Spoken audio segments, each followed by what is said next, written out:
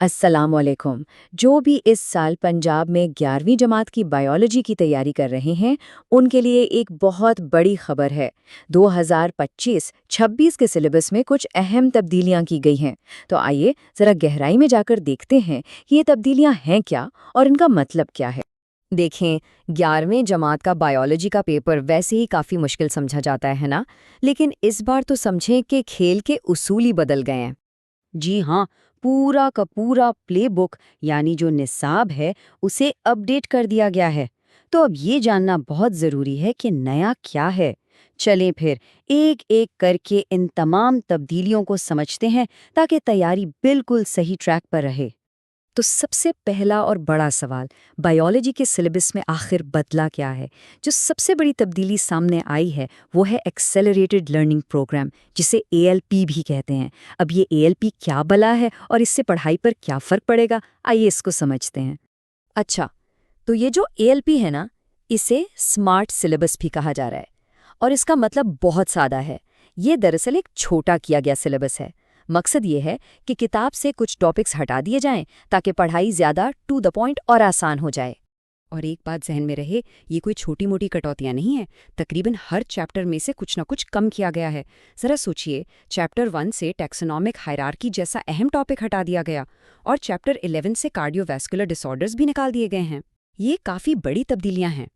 लेकिन कहानी यहाँ ख़त्म नहीं होती। कुछ टॉपिक्स हटाना तो एक तरफ, सबसे बड़ी और हैरानकुन तब्दीली ये है कि एक पूरा का पूरा चैप्टर ही सिलेबस से गायब कर दिया गया है। जी हाँ, बिल्कुल सही सुना। Chapter number 7, structural and computational biology, अब सिलेबस का हिस्सा नहीं है।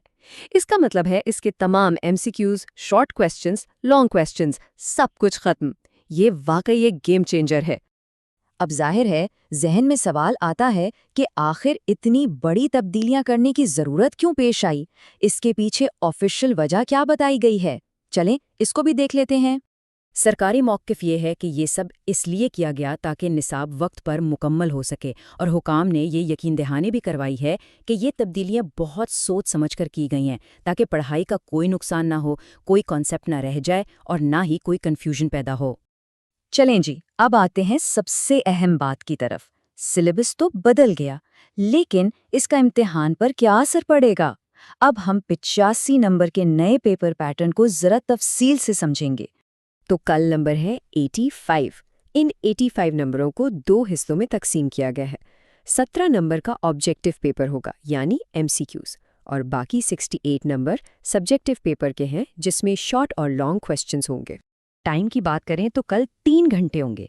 इसमें से ऑब्जेक्टिव पेपर के लिए सिर्फ 20 मिनट मिलेंगे और बाकी के 2 घंटे 40 मिनट सब्जेक्टिव पेपर के लिए होंगे। अब ज़रा ऑब्जेक्टिव पेपर को देखते हैं। कल 17 एमसीक्यूज आएंगे और यहाँ एक अहम बात नोट करने वाली है कि चैप्टर्स 1, 4, 6, 8, 11 और 12 में से दो दो एमसीक्यूज आएंगे। इसका सीधा मतलब ये है कि ऑब्जेक्टिव की तैयारी के लिए ये चैप्टर्स ज़्यादा अहम हैं। अब आते हैं शॉर्ट क्वेश्चंस पर।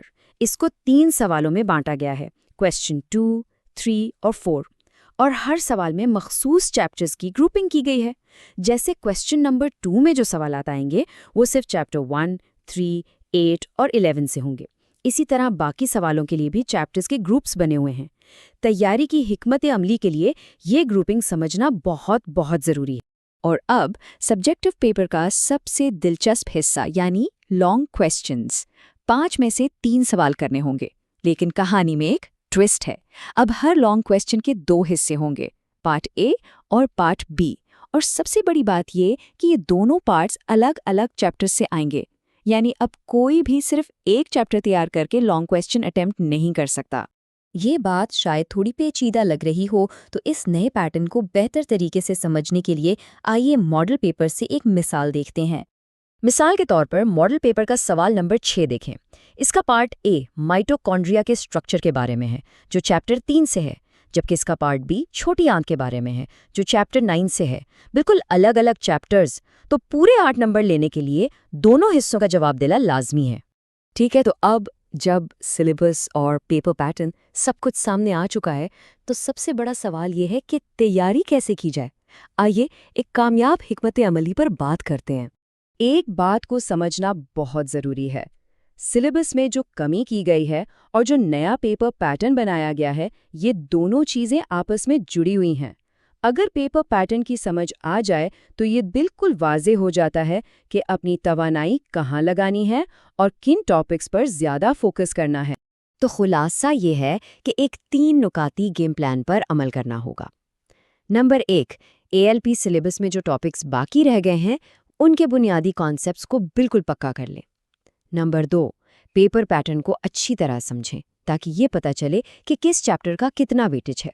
और नंबर 3, और ये बहुत अहम है, मॉडल पेपर से खूब प्रैक्टिस करें, खास तौर पर लॉन्ग क्वेश्चंस के नए स्टाइल की। तो अब जब आगे का रास्ता बिल्कुल साफ नजर आ रहा है, तो सोचने की बात यह है कि इन अहम कॉन्सेप्ट्स पर महारत हासिल करने के लिए हर एक की अपनी बेहतरीन हिकमत अमली क्या होगी।